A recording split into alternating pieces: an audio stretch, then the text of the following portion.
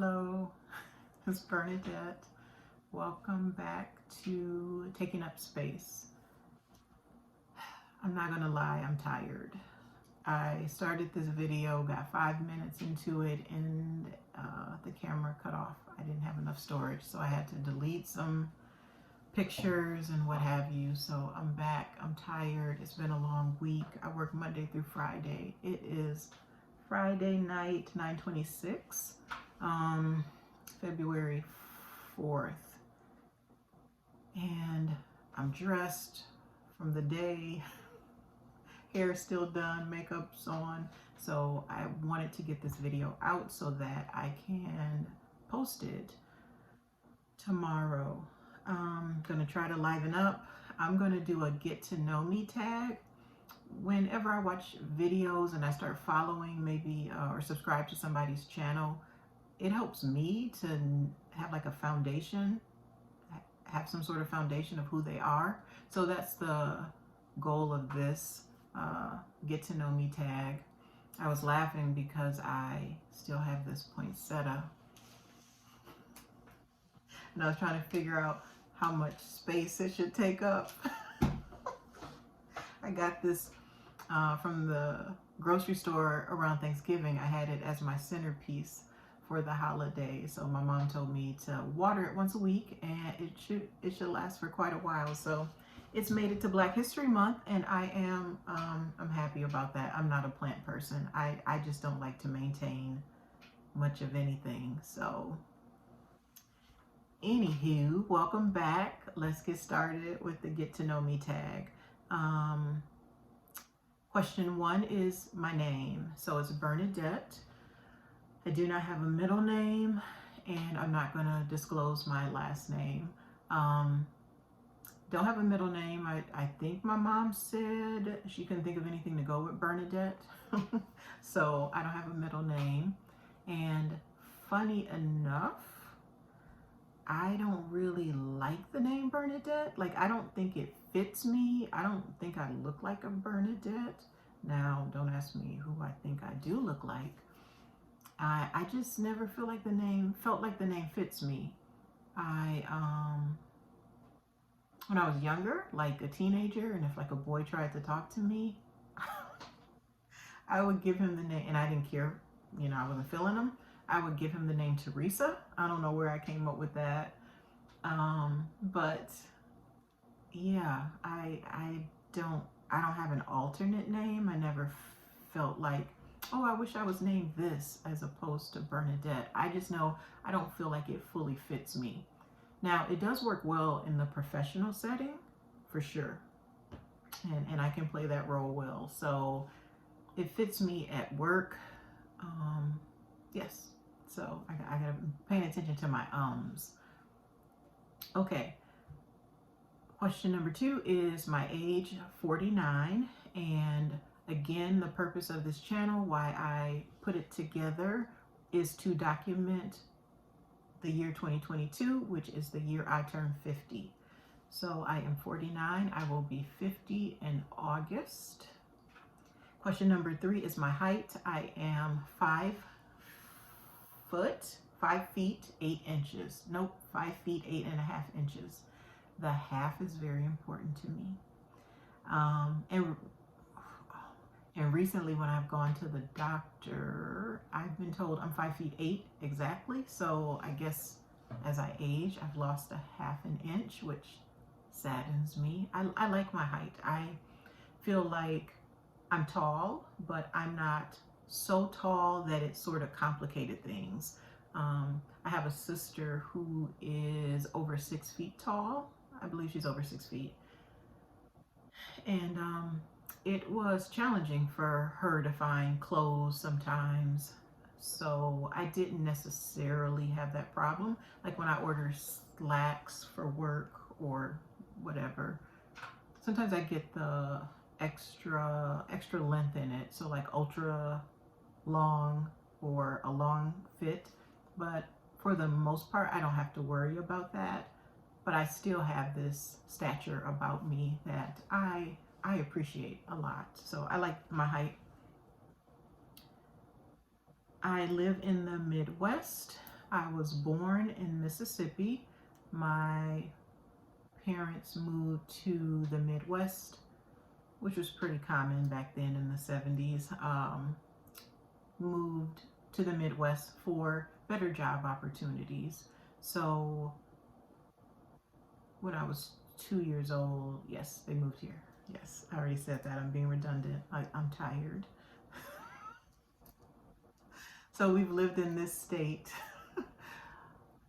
I've lived in this state for 47 years, all my life, most majority of my life. Education, I have a master's degree in social welfare. I am a social worker. I have been in the field since I graduated college. I graduated in 95. So, did I do the math? That's a long time, 20 some years, I believe, over 25 years as a social worker.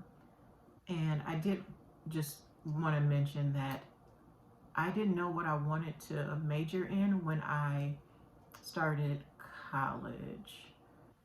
So, of course, you take all the preliminary prerequisite courses, and I struggled. I struggled a lot. And it wasn't until, so it took me 5.5 years to graduate college because I didn't know what I wanted to major in. And through the course of some events, my major was revealed to me. I had some friends kind of experience some traumatic experiences, and I was there to comfort them and provide resources. And through those experiences, I figured out, oh, what I'm doing, this is social work. And so I had the makings for a social worker. And even I think back on some things I did as, like in high school, I remember comforting one of my friends. I think we were seniors, and she was having conflict with I want to say underclassmen. That doesn't sound proper. We were seniors. I think this young lady was a ninth grader, a freshman, and she just would trigger my friend. She could not stand this girl. So my friend ended up in the guidance counselor's office, and to comfort her, the guidance counselor called me into the office. And so the three of us were in there talking, and he was a male guidance counselor, and he was saying, you gotta figure out a way to get along. You have to get along with her. And I just was like, no, she doesn't. She does not have to get along. They do not have to be friends. And I was very shy as a child and rarely spoke up. But I remember being adamant, like, how dare you tell her she has to be friends with somebody she clearly does not like? And I just laughed because I knew of the young lady, and we got along just fine. It was, I'm telling you, my friend was triggered. So, but when I think back on some things, there also was another incident where there was a young lady who we would catch the bus to school. Went to school in the suburbs. And so I would catch the bus to school, and there was a young girl who, and we're in the Midwest, the winters are severe. She would get on the bus in a jacket. And I remember talking to my mom, like, somebody's got to do something. This girl's cold. And my mom was like, what would you like to do? And I don't know how we came to the solution. If she told me, you have an old coat, you could donate it to her, or if I thought of it. But when I was younger, one of my favorite colors was pink. And so I had this like 3-in-1 or 2-in-1 jacket. It was so cute. I had just kind of I was like over it, and I ended up giving it to her. And I remember the look on her face. I'm sure my mom washed it. It was clean, bright and clean, beautiful pink. She wore it immediately. She started wearing it. It wasn't what I would consider a winter coat, but it was much better than like the fall jacket she was wearing. So I say, a lot of social workers say being a social worker is a calling. I definitely believe that. I believe it's part of who I am. So my background, my career, I'm a social worker. I work in healthcare, and I love what I do. I go to work, and it's something new every day.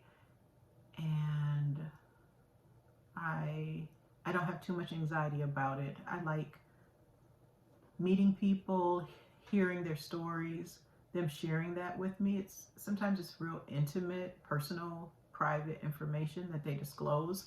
And so I take all that very seriously. So I appreciate that. So my education, my background is social work. That's what I do. It's very much a part of me. I think for many social workers, we have a deep sense of compassion. So, okay. What else? Number 6, siblings. I don't know if I mentioned, yes, I did. I have a sister. I have one sister. She's 2 years younger. We grew up together, and I think we were pretty close when we were younger. She now lives in the South. She's a nurse. She she lives in the South, and she works as a nurse. My parents, we grew up with our both parents in the household, and my parents divorced when I was very much an adult. So I don't know. I don't know. I think it was in my 30s, and they divorced. So my mom is in the same state. We literally lived one block apart. So I counted the houses one time. We were 16 houses apart from each other. She just moved at the end of 2021, and she downsized and lives now in a condo. I should put this pen down because it's a distraction.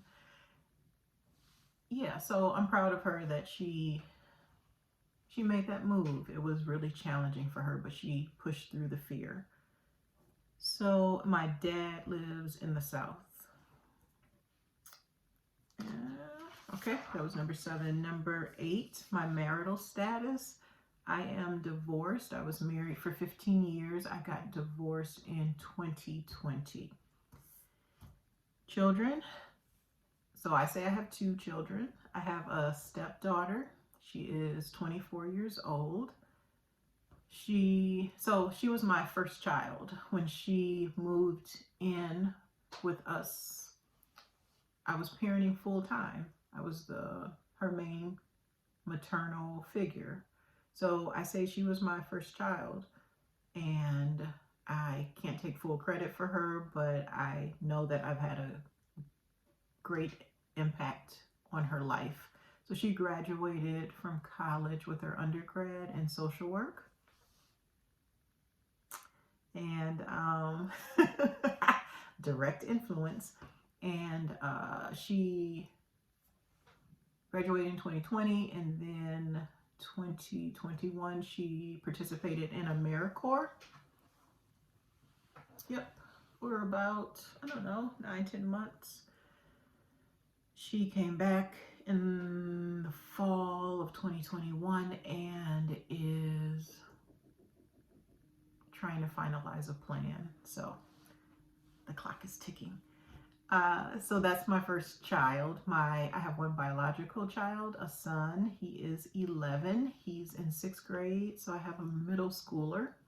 And sometimes people say, he took your whole face, that we look so similar. So our personalities are,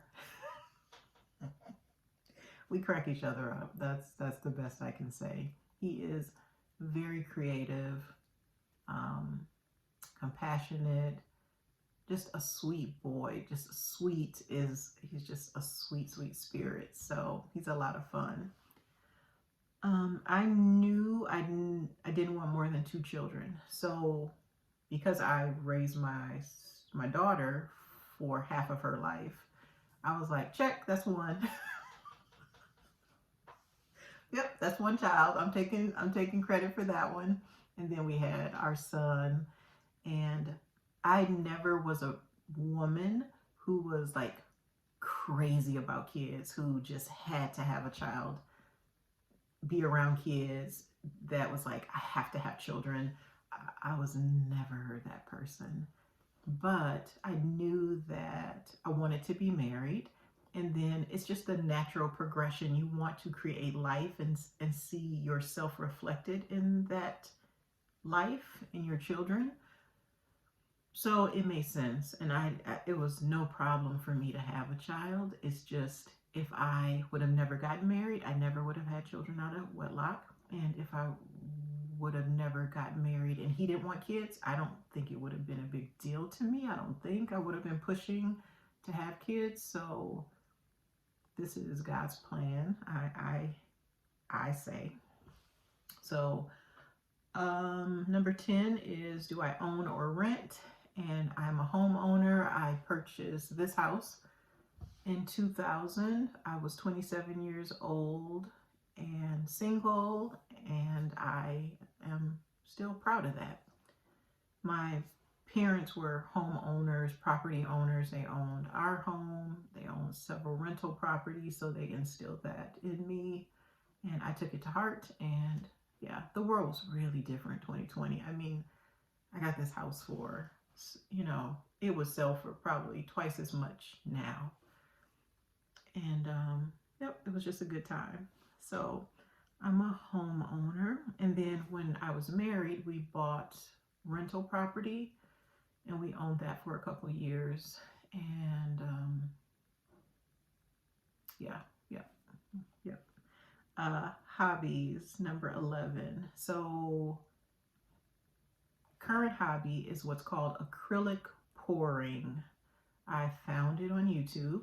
I said before, my first and only video, I consume a lot of YouTube, and I found videos on acrylic pouring, and I was like, I think I could do that.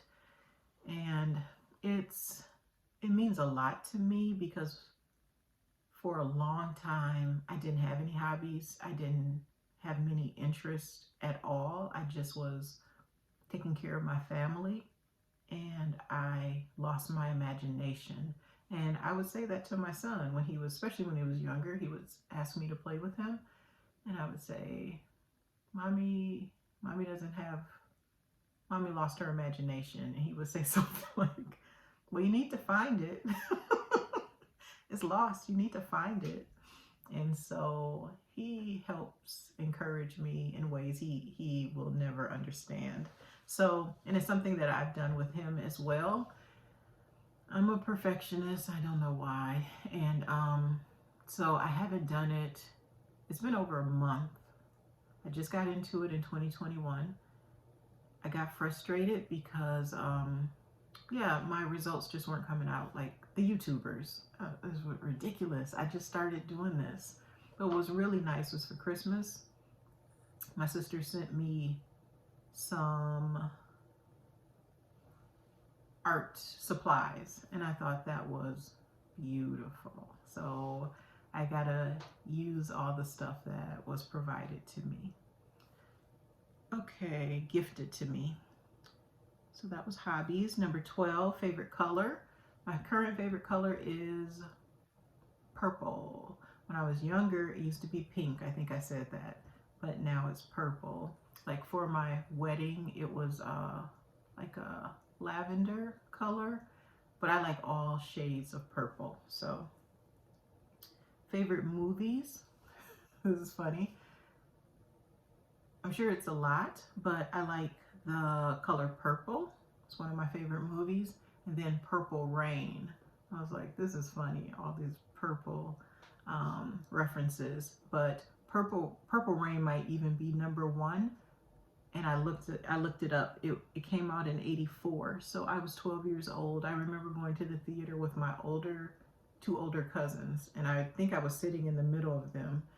And I remember being torn because I loved Michael Jackson and I love Prince, and I just felt after that movie, I was like, I have to focus on Prince. Like, I don't know why I felt I needed to make this choice. I couldn't adore both of these musicians equally, but I love Purple Rain. And literally, when I found out Prince died, like I shed a few tears. Nothing, nothing dramatic, but I was hurt. I was really hurt.